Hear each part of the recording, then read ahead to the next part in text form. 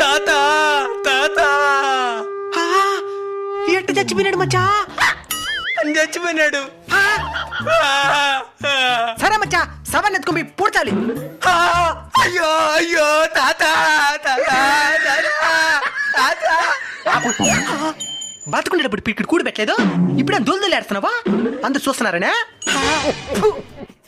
మచ్చా, మీ తాత చేతికి బంగారం ఉంగరం ఉన్నది. మా తాతకి ఆ ఉంగరం అంటే చాలా ఇష్టం, అందుకే వదిలేసిన.